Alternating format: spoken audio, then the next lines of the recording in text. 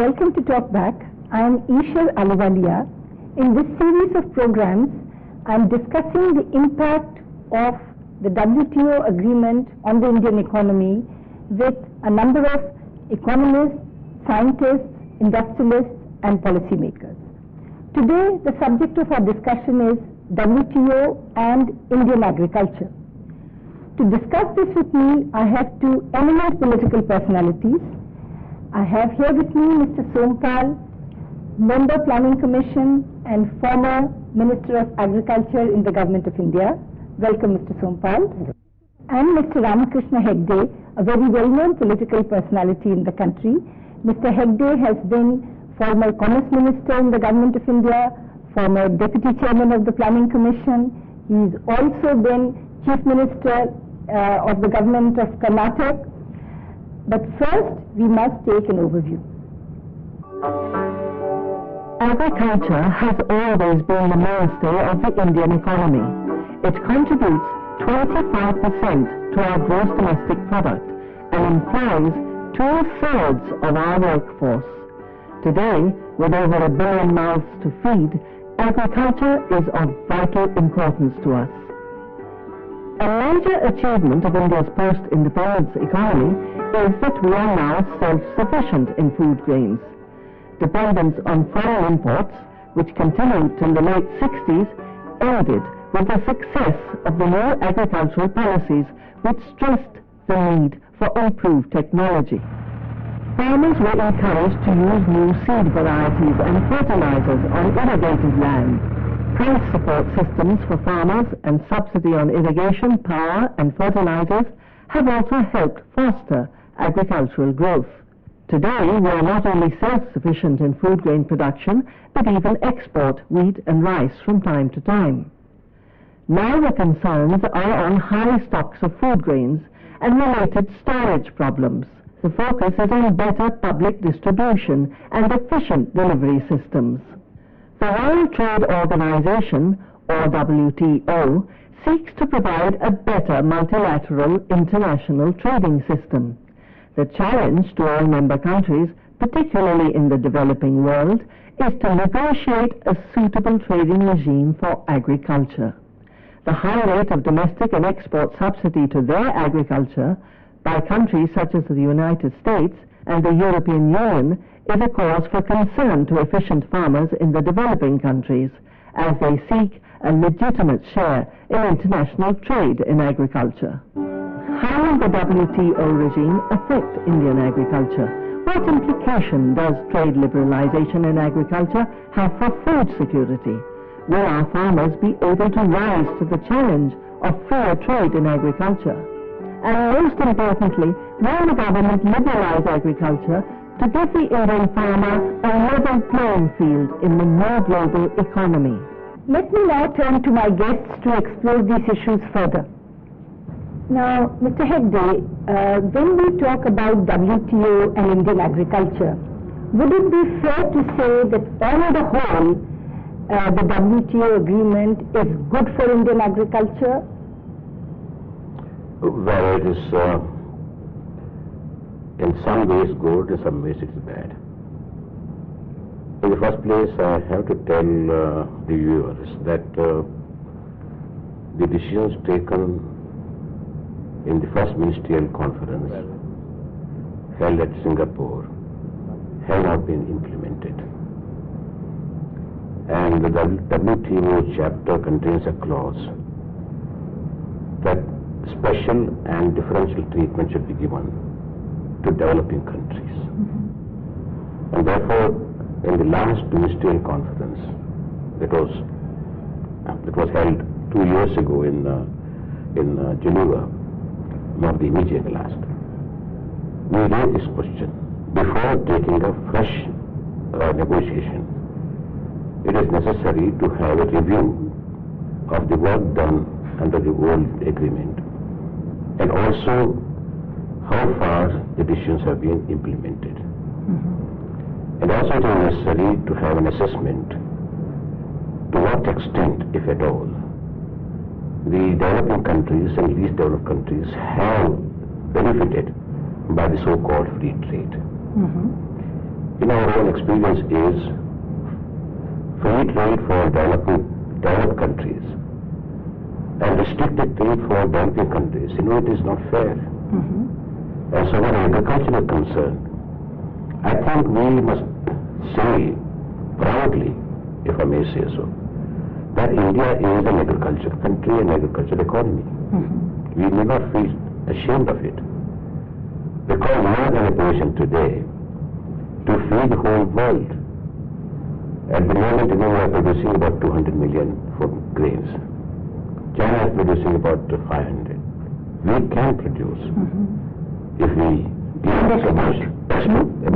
We don't need that much of food grain. Do you share that assessment, Mr. Sompal? Yes, Ms. Ahluwalia, I do. And responding to your first question, whether WTO would benefit Indian agriculture, no simple reply can be given to this question. WTO does throw a big challenge for Indian agriculture, and it provides a huge opportunity as well. So this will depend on how we meet the challenge and how we seize the opportunity.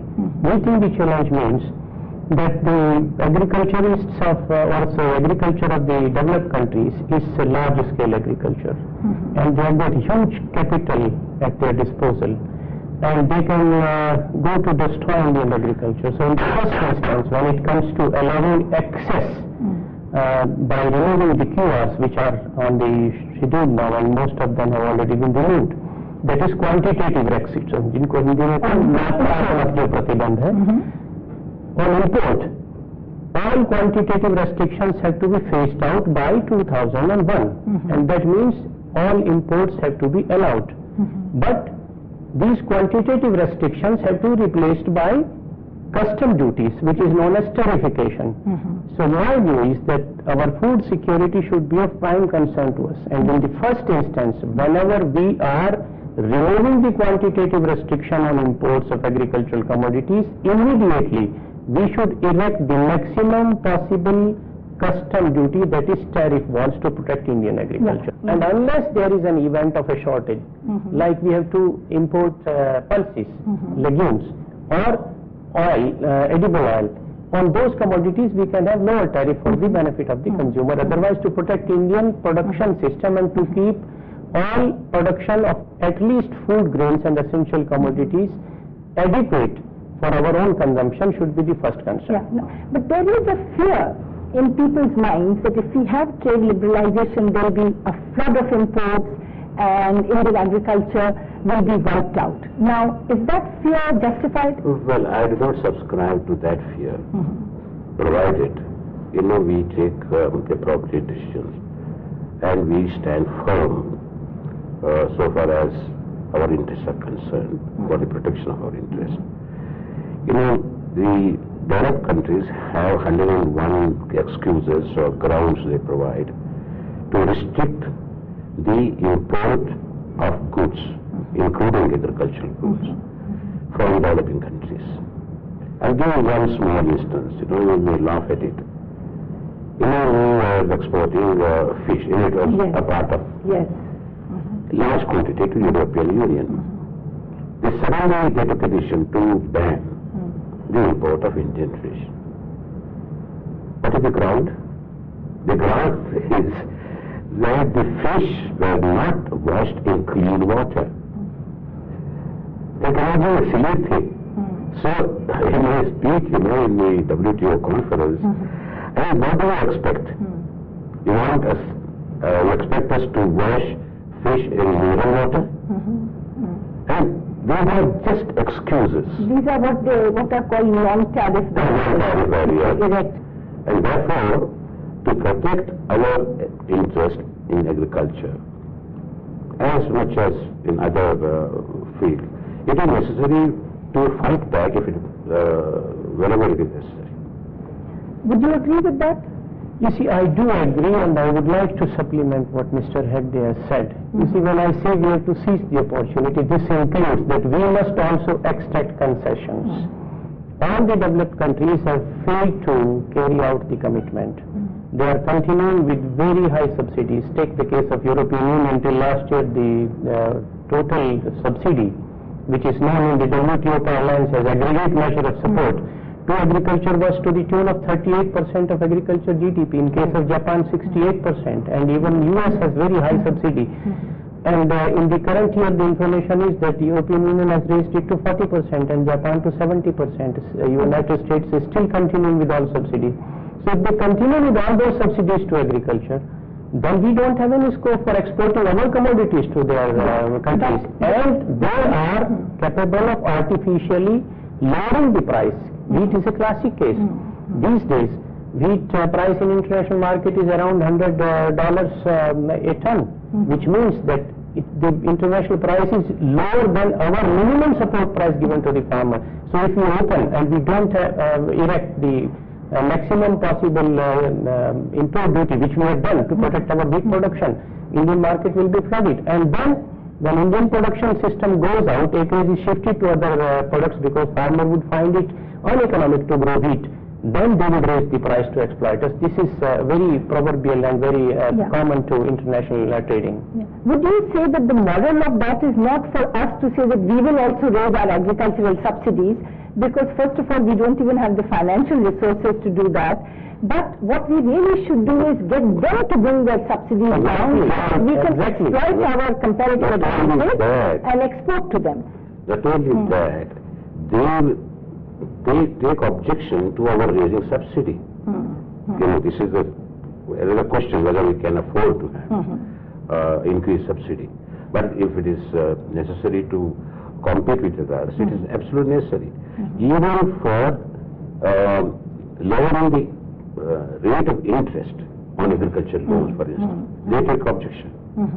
Yes. But they don't take into consideration what kind of interest they are charging, you know, for their own farmers. True. But you see, the real question that we have to ask ourselves is that are we really competitive in agriculture? And I don't mean just food grains. I mean by that, you know, non-food grains, flowers, fruit, vegetables, and what can we do to export these agricultural products?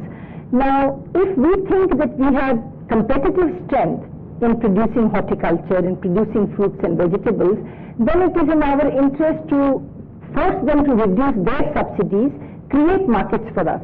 Would you agree with that, or what would be your view? First, I would like to repeat my remark. First, we should protect our production for our internal food security. One.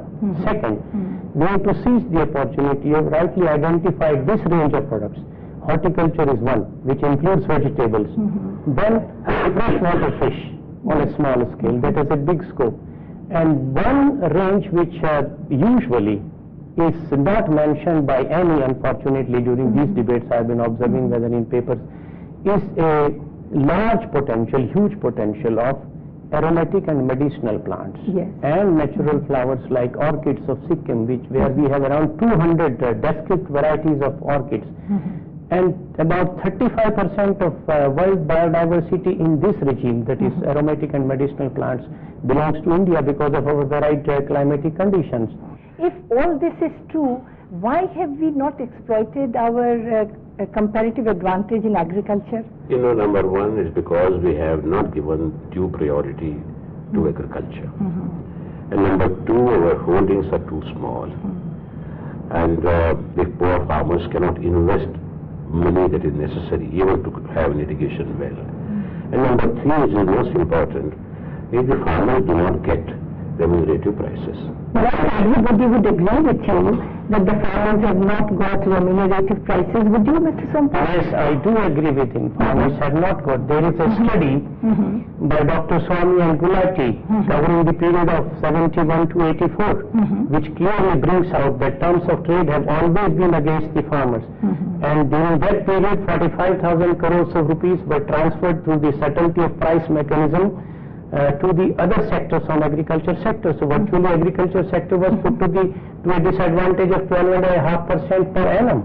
In addition, you know, what is the security the farmers have?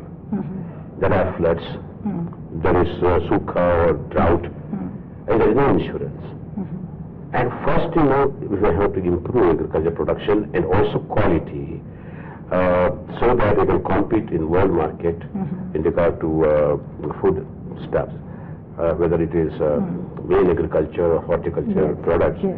It is necessary first to make the farmer interested in producing more. I think we have to take a short break at this stage. We'll be back again. Stay with us. किसान लोगों को दम के सवाल समय से train का चलाना और सुरक्षित चलाना और आपकी जरूरत भी न रहे और हम निर्यातक जो है कभी भी हो सकते। तम्बाकू पैदा करेगा सीधे सीधे कैंसर, ये तो पता नहीं कहा से पूरे समुद्र में समाज में आ गया। किसान आम जनता की जिज्ञासा जो मैं अपने औरों को देखता हूँ तो इसी वजह से बोलता हूँ कि वही ना हो मैं वही। It's for you to decide कि क्या चीज एक्सेप्ट करने के अंदर उनको बहुत नहीं आता। टैक्स जो है वो असलियत है। हर मंगलवार रात 8:02 के टीवी न्यूज चैनल पर। Welcome back. We resume our discussion on WTO and Indian agriculture with Mr. Ramakrishna Hegde and Mr. Sompal. As you were saying, Mr. Hegde, that if we want to make our agriculture more export-oriented, we really need to work on several fronts. If we have to be competitive in world market, then we have to address 2-3 factors. One is quality, second is price, and third is efficient delivery. Correct. And then if it is in the form of attractive package, it would be even better. World trade has become so sophisticated these days. Same goods, if you present in different forms, will fetch different price. Right. And therefore, we are not being given that opportunity at all the agriculturists, and they have to be educated for this. Do you agree, Mr. Sompal? I do agree with what Mr. Hegde has said, but I would like to add another aspect which is more important in my view, though it's also important, but more important. There is a vast potential of exporting organically produced natural food.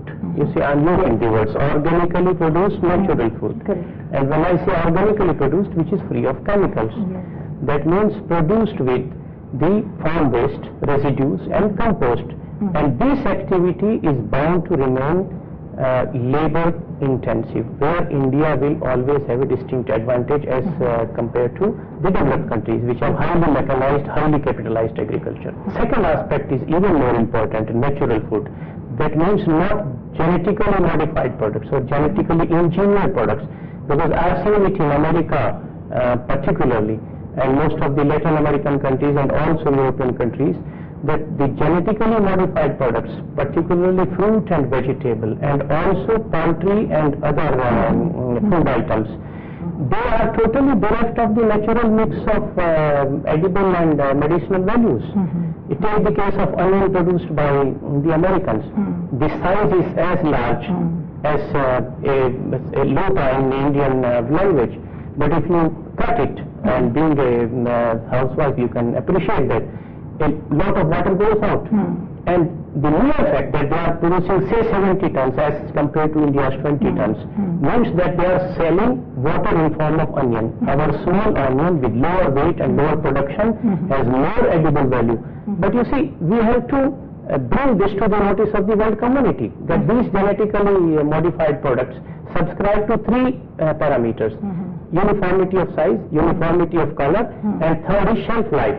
But our produce is more healthy and more superior in terms of edible and medicinal values. This has to be highlighted, and simultaneously we have to highlight the imperfection or the deficiency of their food. And uniformity in taste. Uniformity in taste.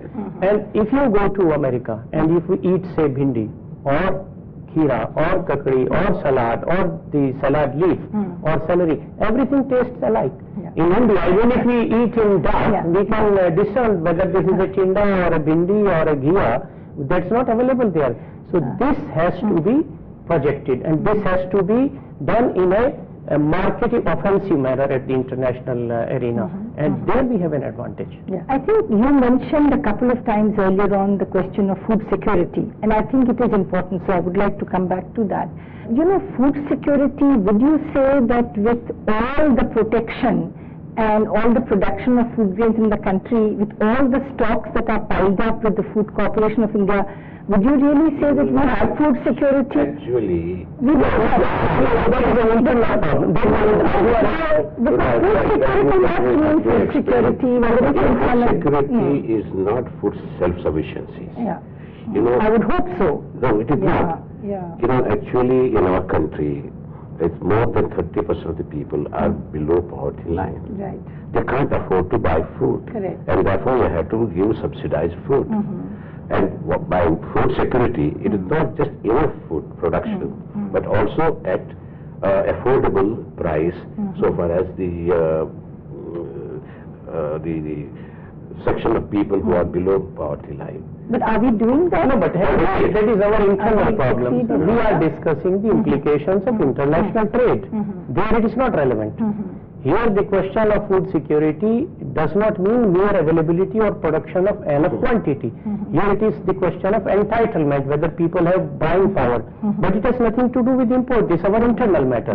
Then it's a totally different range of problems.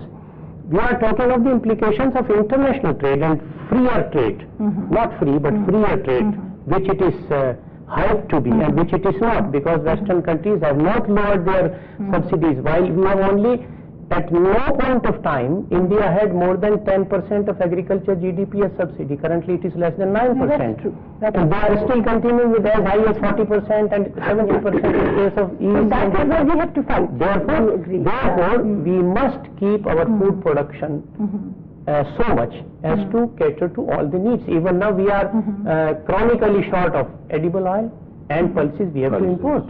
But we are trying to fill this gap, and we must do it as soon as possible. Now let me ask you another question. You know, when we talk about WTO and we talk about developing countries, developed countries, you know, today there is really no such thing as a developing country bloc or a developed country bloc. Countries are going by their self-interest, and there are blocs emerging, whether you have the EU bloc or the Cairns group. What do you think? Where does our interest lie? My very, very strong suggestion is that India also should have such a bloc. We should have understanding with our neighboring countries, SAARC countries and South Asian countries, and we must have a common market. But that's an ideal situation, Mr. Hegde. Do you really think it's a realistic proposition? It's not possible. It is not possible. You know, some years ago, nobody would ever thought that European Union will become a reality. And if we start now and convince all these countries that it is in our mutual interest to protect our own interest, it is necessary, they will agree. And I must plead for a common Asian market. Common Asian market, Yes. so not just SAARC, but go beyond SAARC, Beyond, Japan and yes. East Asia. Yeah. But some of these countries are really our competitors, and you know, with Japan was not allowed. Just, they are not competitors in agriculture, for instance, some of them. They may be competitors in certain area of industries. But it should be possible. And ultimately, you know, my dream is that as they have now euro dollars, and we should have an Asian currency. Yeah. What is wrong? No, surely, I think as a proposition, what one should work towards, one can't disagree with that. But do you think, Mr. Sompal, that this is a realistic proposition, one that we should work towards a SAARC policy on agriculture, and then think of Asia as an entity? You see, when you are asking me whether it's a realistic situation, yes, it is a realistic situation, and we must strive towards achieving this, but it is not a reality so far. I think that is what is apprehending you. It's not a reality so far, but we must see that it does become a reality. It's only way to have a bloc posited against the stance of the developed countries, because they are indulging in so many ambivalence on phytosanitary conditions. You see, they are imposing on us all chemically and genetically modified food, but in our case, when we try to export, the classic case of fish which has been cited by Heddeji, and cite another. Germany in one case banned our apparels made from cotton, saying that cotton contained toxic residues which it was not found to be. Similarly, when we were importing wheat from Australia in 96-97, 1.5 million, America had complained that we did not buy their wheat. But there is an agreement that it will be free of ergot incidence, which is a seed-borne disease, to the tune of 0.03%. They said no such wheat is available. Then why they institute this standard? It was on the proposal of the US. But Laws are necessary so that the developed countries do not impose their own conditions on us. Yes.